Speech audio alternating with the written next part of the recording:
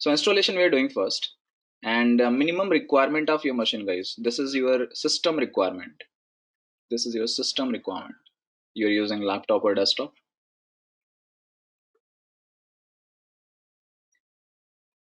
And I'll say this is a minimum requirement. At least you should have this. You can work with a 2 GB RAM also, but you'll be terribly irritated at certain point. That system is working very, very slow. Okay, because in Hadoop and Big Data Spark, they are known as a memory hunger. So they take huge memory. They take huge memory to process their data, to store their data, to work with algorithm, to take a space of the solution. So space is very high, and that's why we need a good configuration. This is not in 2020. This is since 2008 when Hadoop journey started, actually in a stable and production environment. So we'll see this Hadoop part. It has a many version, and today in all age technology, you talk about machine learning, artificial intelligence, deep learning, okay, IoT, blockchain, everything is coming right next to this big data. Because if this big data thing itself is not there, we cannot work with edge technology. We need a data to work with any business, and that's how this big data is helping us. In today's world, anyways, we don't call any more big data, we call them a fast data. So we'll understand this big data also. Since you're saying big data and Hadoop is our course name, I can call this big data as a I can call this big data as a problem statement. This is my problem statement, and this is a solution of that problem.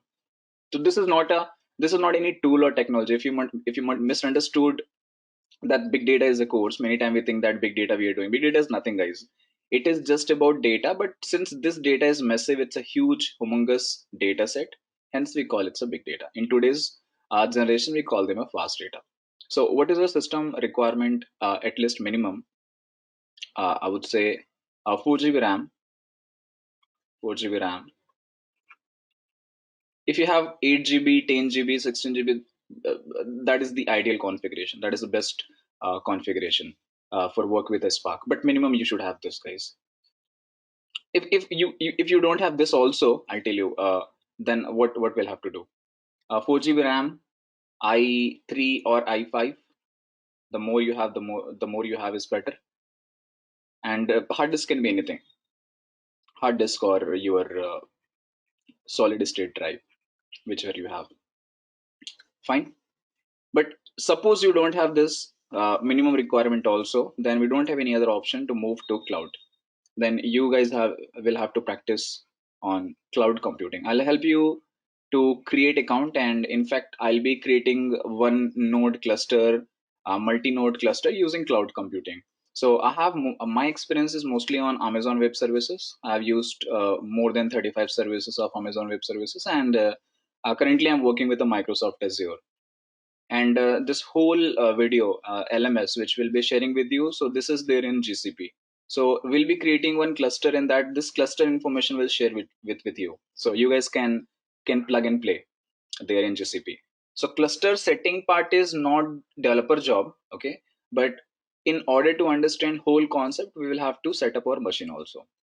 How we are setting Hadoop, how we are setting Hadoop ecosystem, how we are installing Spark services, and couple of other things. So setting is not a definitely developer job, because whenever you join any company or when I started working, it was not my task to do in a company. But here we need to understand how we can set up Hadoop environment first, and then we can start working gradually within Hadoop system. So in cloud computing, Amazon Web Services, MA and GCP, I'll I'll strongly recommend to create account in this any of this account. I'll say AWS. Okay. So how do you create account? Free account here in AWS. If you have account already in AWS, it's better. If not, if you don't have any account, so what we'll do first, we'll log into. This is my step number first. First, I'll log into Amazon. Amazon aws.amazon.com. So or search for Amazon AWS free account. Type a keyword in Google. Type a keyword in Google search. And what is that keyword? Create AWS account. Yeah, let me do that for you. So I am going to my tab,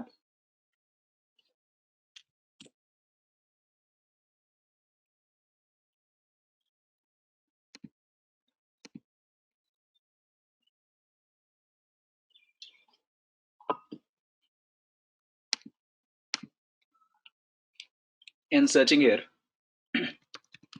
create AWS account.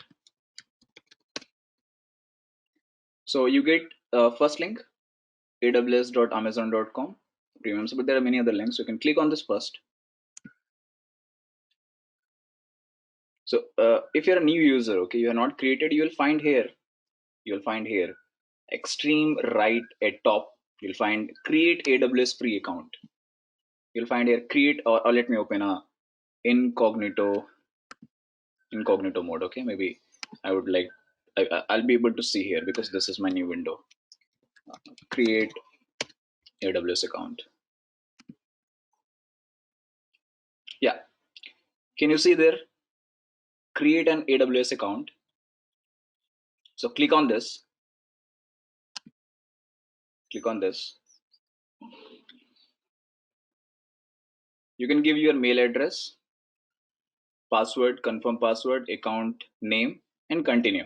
So it will ask couple of questions, just like you create your account in Gmail, or you create your account in some of the media services like Netflix and Hotstar. This is, they're asking for information and for initial transaction. Okay, because to work with this service, they give you ideally they give you, Amazon gives you 3 month free service. Okay, they give you 3 month free service. It is written here, AWS accounts include 12 months of free trial access, but this is only giving you EC2 access. What is EC2? This will come later in the course. Elastic Cloud Compute, Amazon S3. This is a bucket where we keep our data, and Amazon DynamoDB. This is a NoSQL tool of Amazon. Okay, so we can use these three services free.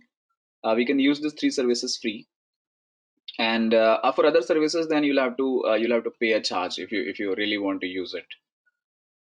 3 month, this is giving you free service for this. So we'll be using EC2. We'll be creating our instances in EC2. We'll be using S3, and there is one more service similar as Cloudera or Hortonworks, which Amazon provides you.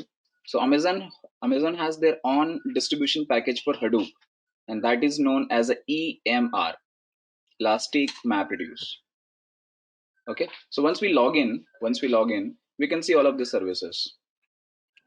So this one, or 720 hours free, whichever is near, 720 hours or 3 month free. So please create account, and 2 rupees transaction will be there, guys. So they'll ask your debit card detail. Don't give a credit card detail here. They'll ask they'll ask for 2 rupees transaction, and give this number. So while creating account, you'll find this is how you can create AWS. And again, I'm saying we'll be anyways working with AWS, but this I'm strongly recommending if your system requirement is not matching with this. Because if you're working with a 2 GB or 4 GB RAM in Spark, sometime your system get stuck. I have experience in my previous computers. So that's I'm recommending you the best practice. Second, after system requirement, cloud computing we have created, you can create in GCP also. GCP credit is extra. They provide you 21,000 Indian currencies, so you can use that credit to work with a GCP. So AWS or GCP, anyone you can opt. We will have to install VMware. This I will share with you because I have a key for VMware Workstation. Many people uses Oracle VirtualBox. Uh, Many people uses Oracle VirtualBox. Both are kind of same. They are doing the same job, right? So this is my first. This is my second. This is my third.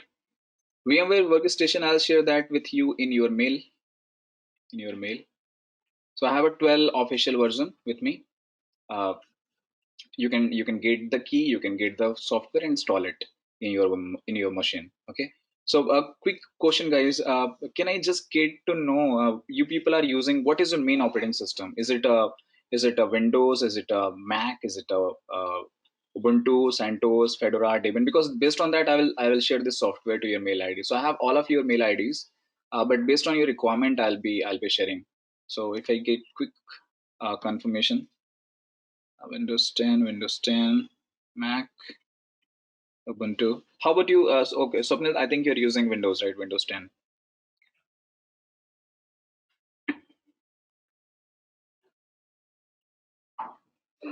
Okay. So fine. I think 95% people are using Windows 10, so it's easy to share this files to them. After VMware, or this, all the software is available in PowerTech website also.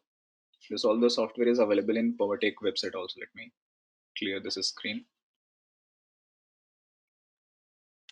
This is available here in website.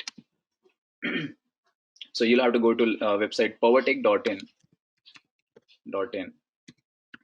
slash online minus support. So this is the place where support team keeps all the file, so that you guys can download and install everything directly from this website. uh, VMware, but VMware version is very less version here. It's not updated one. That's why I'll share that in a mail. But other than VMware, you can find everything here. You can find all the Hadoop related software, uh, Hadoop related platforms. Everything is there. So go there and see what exactly is required if you're unable to find in Google. Okay. Anyways, Google will give you everything.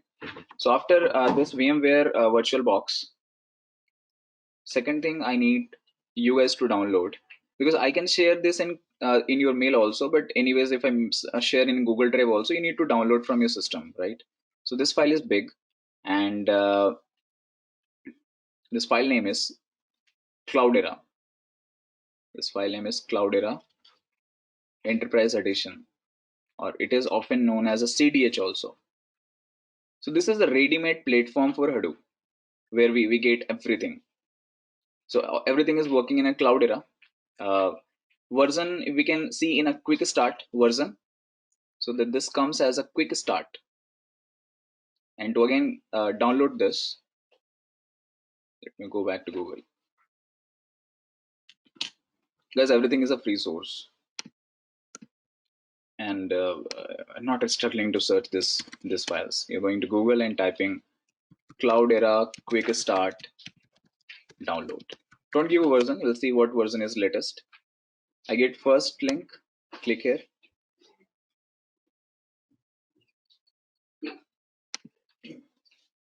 So let me click any latest. I'll get the CDH till it is having 6.3.2, but I'll never recommend to take the latest version, because most of the time this is my personal experience. Uh, this version, latest version, is oftentimes not stable. They give you many problems while working in a production. So don't download that. Uh, Download this 6.1.0. You click get it now.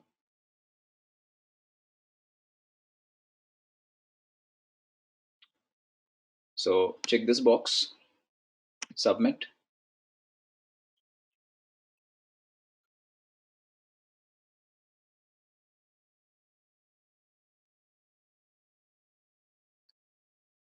Let me see, this is a right link or different link.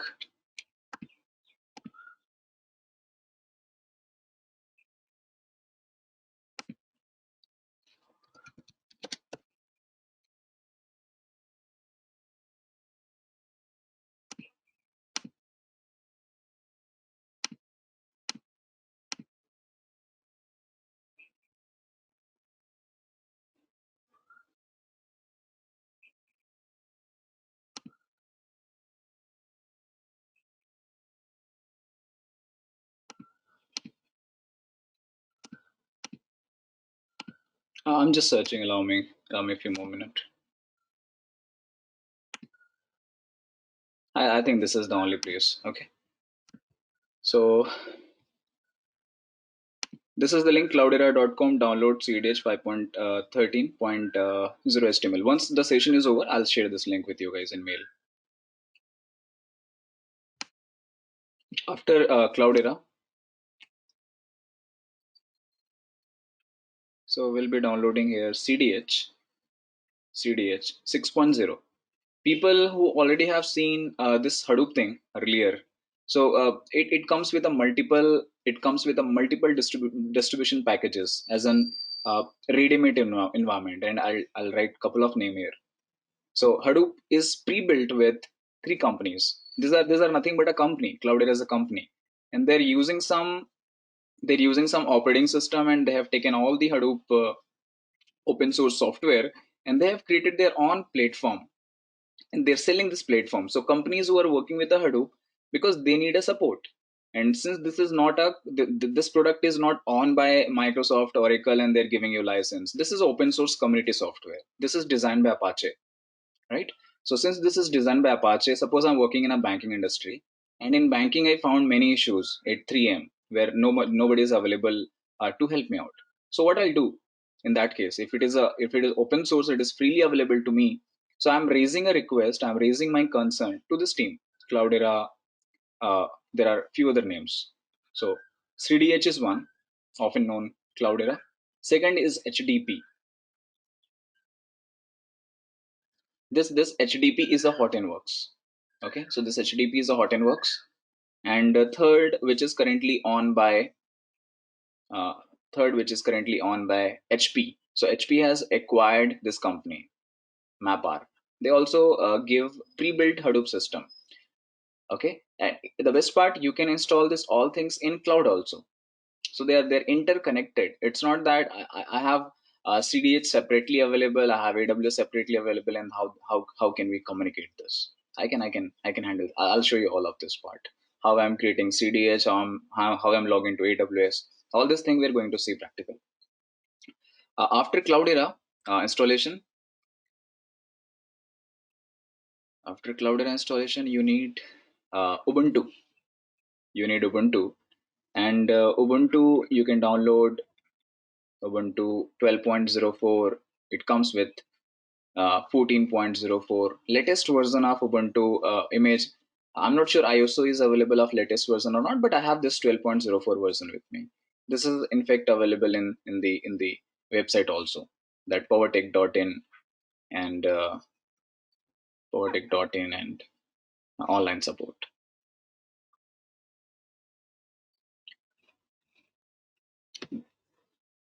This is the file. This is your file, Ubuntu 12.04. You need to download this. Click on this link one. Once you click on this link one, automatically you'll be redirected to the page of Ubuntu software. You can click on download, and automatically this will be downloaded. So we get Ubuntu also. This we are getting from www.in/online minus support. So that's a URL. Let me quickly recheck. We got system requirement, cloud computing, VMware, Cloudera, Ubuntu 12.04. Next is a database. Next is a DB. So in DB, we have many DBs available: Teradata, Ab initio, MicroStrategy, Netezza, SQL, MySQL, Oracle, right? SQL Server. Uh, so you guys can install MySQL. I'll give you two options, because why we need a database? To extract the data, from this database to our Hadoop related system, in order to practice how company works, how their extraction happens. Okay, so currently in my organization, which is healthcare, So what we do there, we take all data from South African countries through one different source, which is working as a middleware. So this database is required because this is my source where all the data we have stored. Hadoop journey started right after 2008. So let me put one question and let's argue there. So I'll argue on behalf of you. Let's say Hadoop we started after 2008, after 2008, or if I'm including 2008 also. So this is the time when Hadoop got introduced, they got stable. But actual Hadoop, if I'll tell you when we started working in production environment, in regular services. So this is 2012, because in 2008 Hadoop first generation got introduced, which is a very old generation. Many challenges we have seen in Hadoop 1.x. I'll introduce you all the challenges, and this challenges has been sorted out in 2012, and that version or that generation is known as a second generation of Hadoop 2.x. Often we call this Hadoop as yarn service, yet another resource negotiator.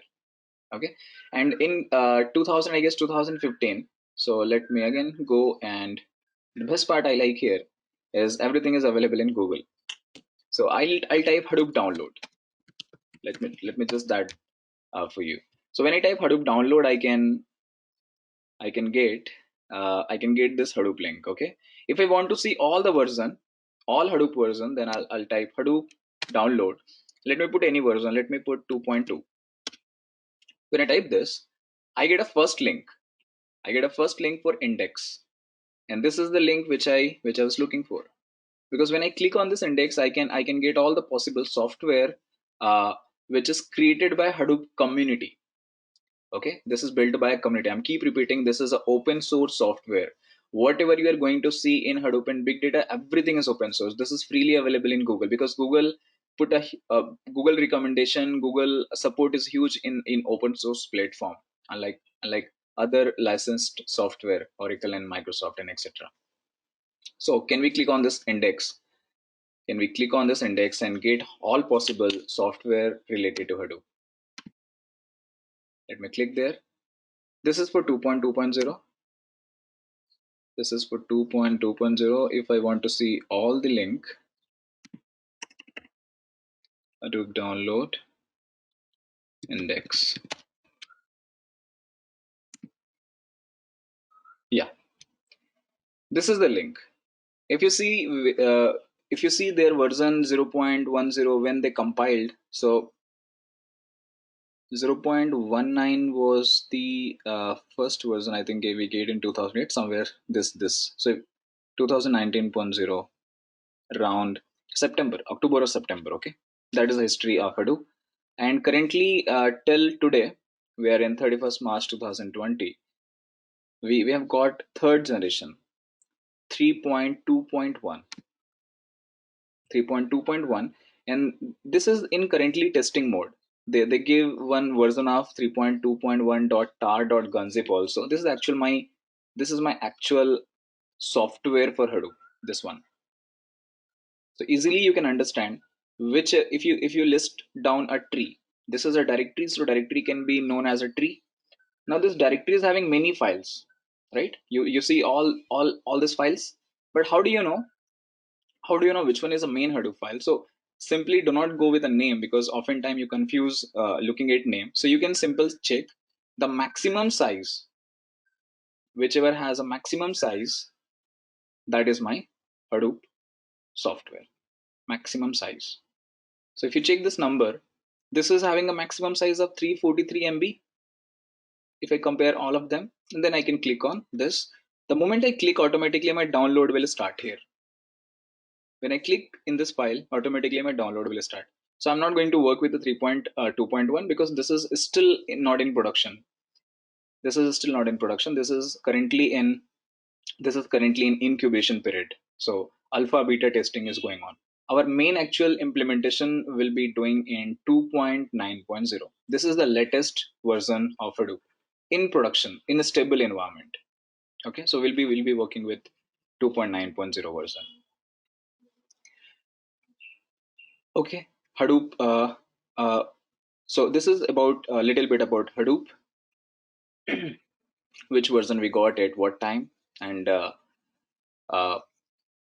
how they're different from previous version. Why we are creating every 3 month new version. So database, MySQL, Oracle. I'll give choice with choice on you. I'll leave that choice with you. If you have already installed in your machine, let it be. And guys, in MySQL, I'll again put one point here. In MySQL, I have seen in 8.x version, there are stability issues. So I can definitely work with a MySQL. I can run my all query. I can create table. I can insert, update, delete. I can perform all that crude operation. I can do all DML, DRL. But problem with MySQL, what happens if you are using 8.x version? Okay, so use 5.x. Use the version 5.x, because 8.x, suppose this is 8.x version and this is your MySQL, and you have installed this MySQL in your Windows machine, the one which you're using currently. Okay, this is a machine, and here you have installed MySQL, and MySQL version is 8.x. And say this is my VMware. I'm using Ubuntu, or maybe I'm using Cloudera. So this is my VMware. Using this VMware, I'm opening my Cloudera, where my Hadoop is running. So when I try to connect Cloudera and MySQL, they give me access issues. When I try to access this MySQL from Cloudera, or want to do vice versa from MySQL to Cloudera, so 8.x version give me big time issues. This version gives me errors and issues. Okay, so please install this 5.x version. Otherwise, we'll be again doing reinstallation, which will eat your time. So it's better start with the right version only. Oracle, you can take 11G, 11, 12, 13, I think till 17 or 18G is there already. You can take 8, 11G or 12G. Okay, but my first choice will be here in this current practice will be MySQL. Priority is this. If you don't get this, you already have Oracle, that's okay.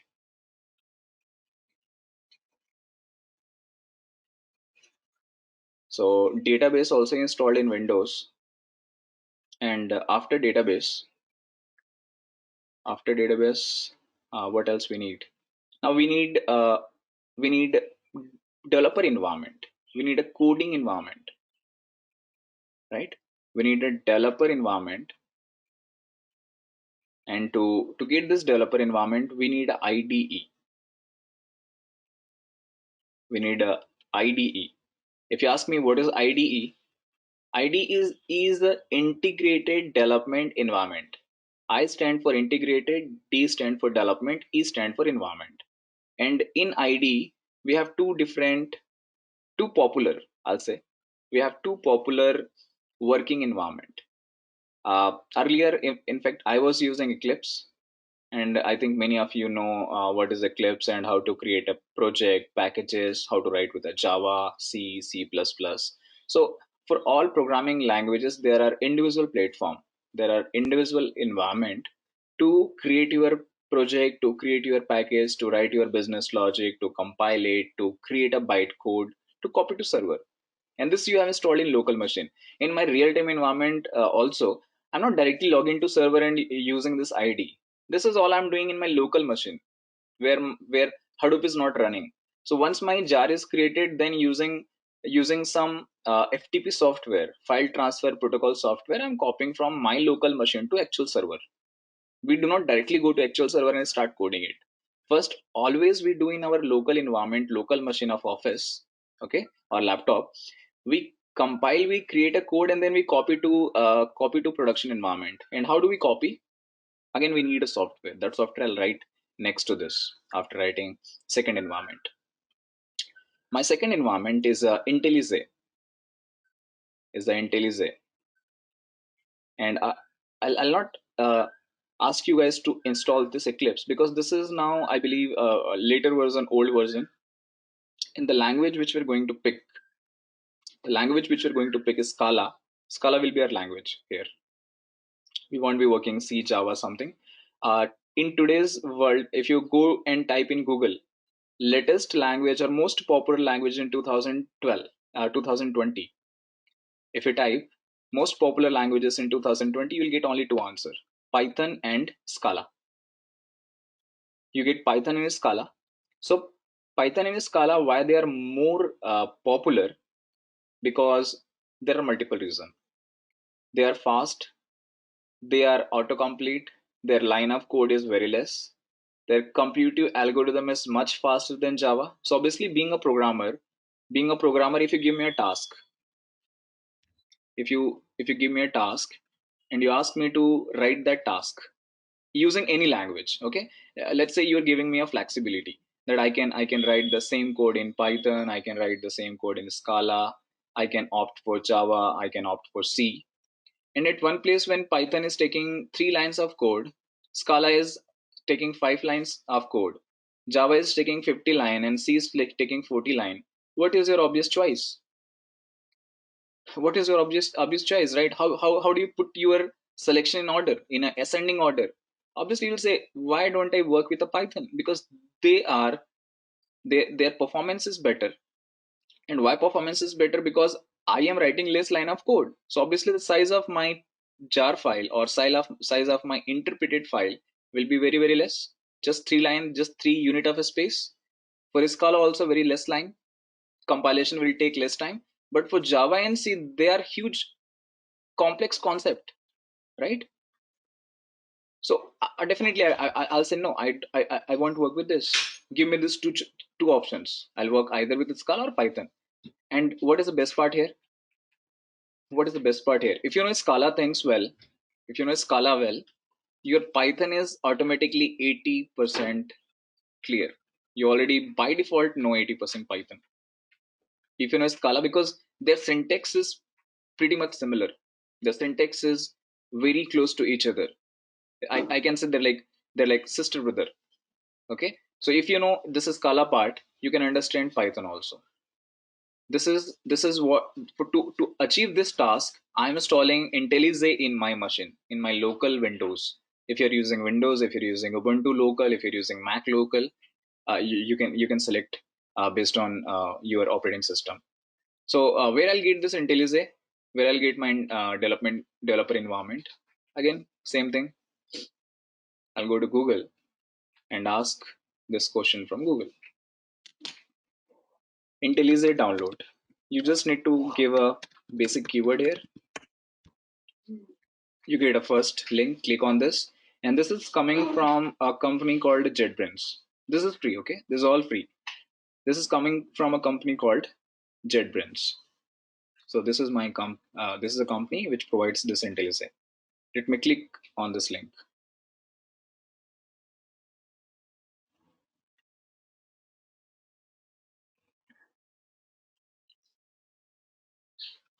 We get this three operating system: Windows, Mac, and Linux. Automatically it will select your operating system, and you get Ultimate and you get Community. So don't download this Ultimate, because after 30 days then your license will expire. This is only free for 30 days. This is for a company, this is for a business people. Community, this is for single user. When you want to practice, we'll download this. So when you click on this download, automatically download will start. Okay, so just download currently. This is how this IntelliJ will be downloaded in your system. If you scroll down, we see some other information that they can support: Java, Kotlin, Groovy, Scala, Android, Maven, Git, Debugger. This is all different platform, different programming, different query point, different front end services which your JetBrains support. So your job is to only download this community edition and download, install, just like how you download other software in your machine. Till development part, we are done. Next,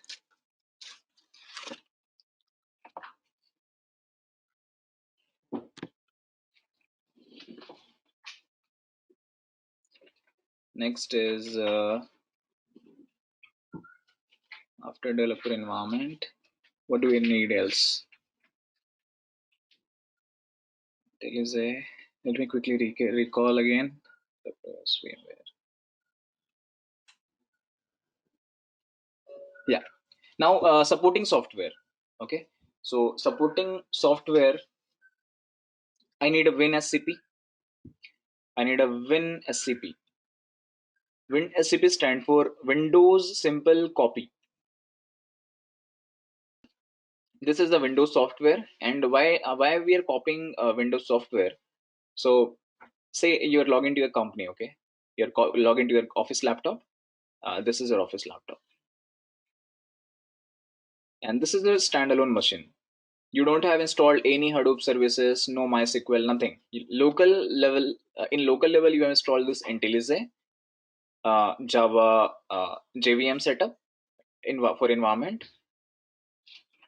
This two things you have done, and you started writing your coding and other cases. Okay, so let's say you built a bytecode. You built a binary file, because whenever you write any code in assembly language using Python or Scala, so uh, what last we do after writing code in assembly language, my system cannot understand the assembly language, so we need to convert that assembly excuse me, we need to convert that assembly language into binary. And once this is converted into binary language, then what do? We copy this to server. We copy this to server where my Hadoop is running, where my Hadoop is installed or running. All the resource of Hadoop is running in the server. But how do you interact between these two machines? This is your local, this is your office laptop. Let's say, let's just say this is your office laptop. Now, how do you interact between this machine and this machine? So to interact between this machine, we need this software. So people who have used this, WinSAP, Putty, right? You know how to use this services, how to use the software. Now, what will do? It will interact this machine will interact to WinSAP software, and WinSAP software will interact to server. Then I, using this WinSCP, I can copy any file, because obviously in office laptop or server, I cannot use a pen drive, right? That I get a file from here and then I'll copy to the server like that, in which we do in a classroom practice. So obviously pen drive thing will not work. So you need a software. This is a FTP software. This is a file transfer protocol software. They transfer file, they transfer directory, they transfer any information from this to this, and obviously vice versa will also work. I can take any file from server and copy it to binary file, copy it to my local machine. So this is nothing but my local machine, local office laptop. So WinSCP is required. And how do you get this WinSCP again? Same thing. And this time you type WinSCP download. You get a first link, official link.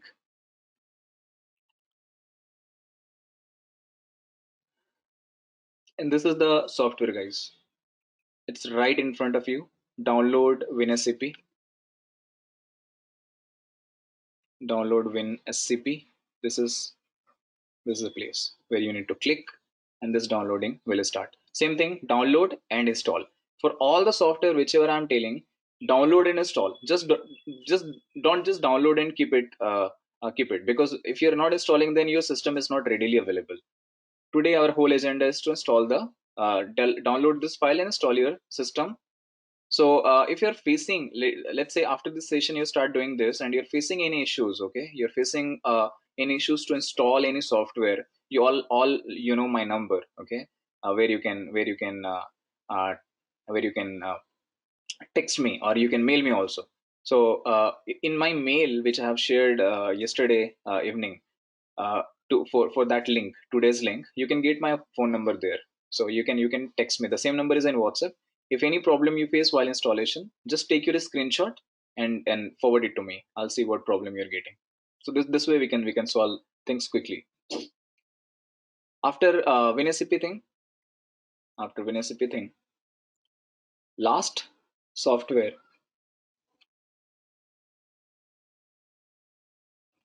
last software is Putty. Is Putty. So Putty is required to access my cloud, these services. You want to work with Amazon, Microsoft Azure, Google Cloud Platform, these services. To access these services, you need a Putty. Putty is again a FTP software. Putty is again that they create a communication. They create a communication from your local machine to cloud. Okay. What do you understand by cloud, guys? First of all, cloud is obviously some physical machine which is not available in my premise, in my location. Hence, I'm calling it's a cloud for me. Gmail is nothing but a cloud for you because you can access Gmail from anywhere. In similar way, can you call your laptop is a cloud? Your laptop is not a cloud because you can only access from your premise, right? Or whatever file you are keeping in your local machine, that that data or that information cannot be accessed from other machine, right? So obviously those are your physical laptop, and when we say cloud, it is available in some of the premise, but we can access it from anywhere. Hence, we're calling it a cloud. It is not required that that laptop or desktop should be available in my premise only. So that's the whole concept of cloud, and why cloud computing thing is getting hotter and hotter in the market, and many companies are opting or moving their whole data from their local or private platform to cloud platform. The reason is very simple, because this is a never ending business. The problem statement which we are working on, this big data, is a never ending business. So when this is a never ending business, in over the period of time, we have seen, right? We have seen how hard disk, how RAM is increasing. 2 GB, we have, in fact, I have seen floppy disk of 512 MB also. Then we have seen 2 GB RAM, 4 GB RAM, 8 GB RAM, 16 GB RAM, 32 GB RAM. Hard disk, we have seen from ideally it was 128 GB, then 256 GB, and today we deal with a 2 TB of hard disk. So over the period of time, this is increasing, and this will be keep increasing because big data or the data itself is getting created exponentially. So this data is created exponentially. You need some platform to store the data, and obviously after storing, you need a good processor to process that data. That's why we have seen i3, i5, i7, and currently we are in Pentium team cores. I10 and i13s are currently in production by Intel, right? So why we are building such scenario? Because this is continuously growing, and if I want to compute as early as possible, I want to decrease my business time, so I need a good processor. There is only one answer, directly proportional this whole problem statement with the requirement of your machine. The better you have requirement, the better you have resource available, things can done in a fast way. But if you have less information available, less configuration, less platform, your system is not having all latest configuration, so you can work with it, but again, the same thing, it will take more time. So today, whenever any client asks me, they say, you can take any space, you can use any RAM, I just want to decrease my time complexity. I was able to do the task in 10 hours. Now I want to complete this task in 5 minutes. Can you do that for me? This is what question we get from any client. So they want to complete any task as soon as early as possible. Okay. And this is why the cloud thing is working. So putty.exe, putty.exe, uh, which is a color, putty.exe, and puttyzen.exe.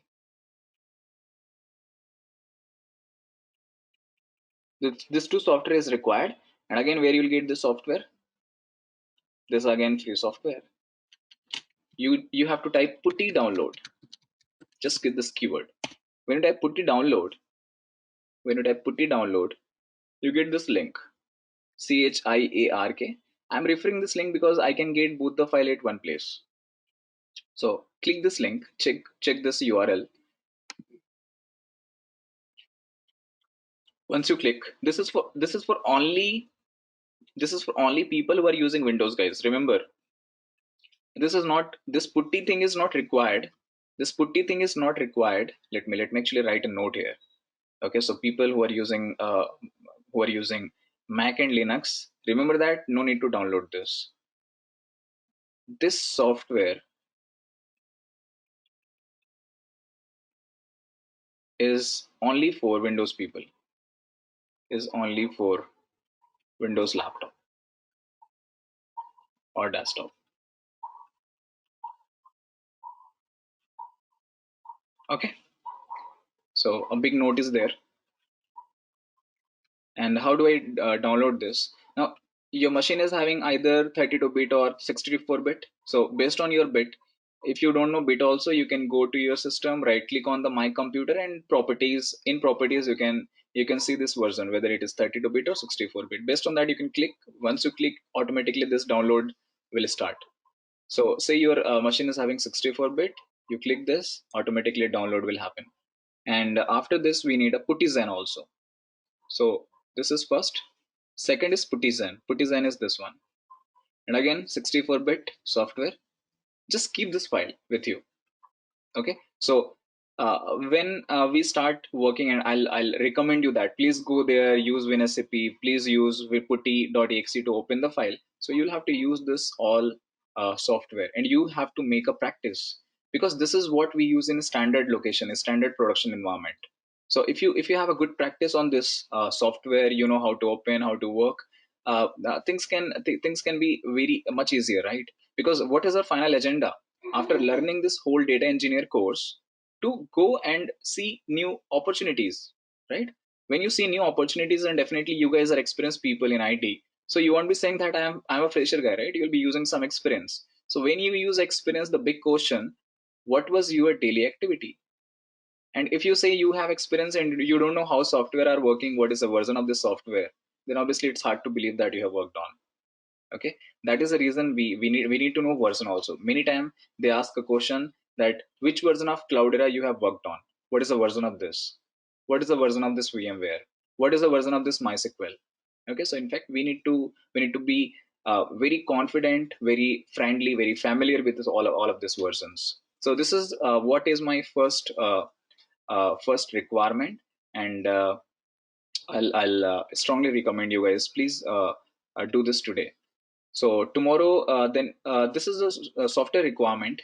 And what is a prerequisite? Quickly, I'll cover prerequisite part also.